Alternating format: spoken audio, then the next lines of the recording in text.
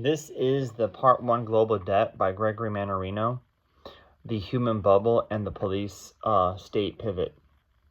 Nearly a decade ago, I wrote something most people couldn't even look at, let alone fully grasp. The world's central banks are responsible for creating a market, right?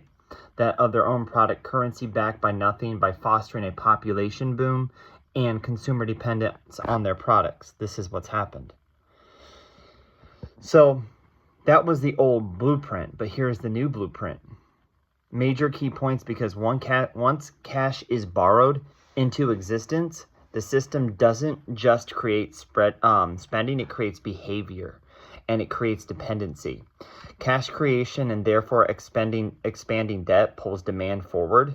It pulls resources forward and manufactures a normally that is impossible as long as debt expands forever. So this is what I'm getting at.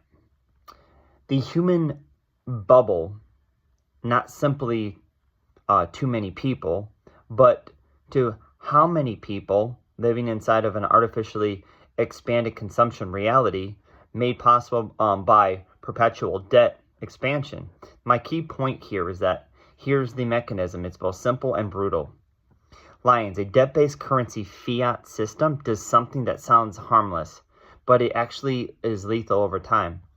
It lets society spend tomorrow's resources today. The result, number one, a world built on forward borrowing that cannot function to survive another way. Two, consumption built on permanent infinite credit line. And three, a population structure that assumes the future will always be able to pay for the present. Imagine that. That's the bubble. It inflates, it feels like progress. It looks like growth until it doesn't. And lions, this is the point where we are in America. Major key point. Bubbles always burst the same way. There are no exceptions. The rise is above what can be sustained by any means. Now let's fast forward to January 2026, the current time. This is part of where the old framework snaps into the present like a key in a lock.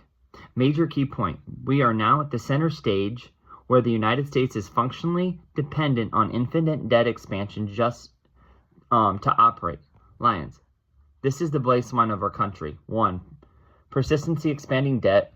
2, rising debt path. And 3, consumption interest. And 4, refinancing old obligations into larger new obligations.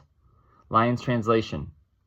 The machine must issue more debt and it cannot stop. And once a system becomes dependent on infinite debt expansion, it also becomes dependent on artificial rate suppression to keep debt serviceable, adding liquidity support to prevent a funding window shutdown and intervention to replace natural buyers when markets refuse to price. Major key point. Dollar devaluation is the only solution left when a debt-dependent failed state can't pay its bills. Think about this. Can't always yields to rise without breaking the system. So, and therefore can't tolerate real price discovery. We have no real market, guys. This is truth. The proof is everywhere now, especially housing. Housing is one of the cleanest real-time windows into the U.S. operational model. Major key point. Fed steps back, government steps in. Trump is ordering his representatives to buy the Fed's runoff to MBS is the biggest, most glaring tell I can possibly think in this current environment. When the government uses its housing channel representatives to buy what the Fed is letting roll off, that's not a market absorption supply. It's another distortion of the reality no one wants to face, talk about, or to deal with realistically. Or reality, really. That's the state manufacturing artificial demand and socializing risk. Now risk, therefore, gets shifted onto the public balance sheet, who you and I, we will both have to pay for it. Socialized risk markets are supported and the currency, the economy, and the U.S. industry is saturated. Sacrifice, I should say. Major key point. Here's what the human bubble meets the police state pivot.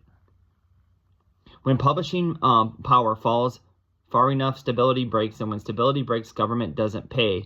We failed. Instead, they say, we need order, control. Lions, there is historical precedence here, and it's another pattern that repeats. So the progression becomes this. Number 1, debt dependence. 2, currency debasement. 3, resource stress. And 4, social unrest. 5, government crackdown. And 5, police and a police state. So major key points. A police state that drifts looks like this. More enforcement actions, more surveillance, more inland paramilitary operations, more emergency framing, more national security, propaganda language, more pressure on cities, states, and people that resist, more conflict turning into operational escalation, and the final major key point here. The closer a debt-based system gets to the edge, the more it must tighten control over the population. Then freedom becomes permissioned. I will stop here. The next part will be on the police state drift. Precipitates intervention into markets and into compliance from the population. That's from Gregory Mannarino. And guys, please let me know what you all think. Please like, subscribe, and share. And as always, stay safe, keep stacking, keep watch, and God bless.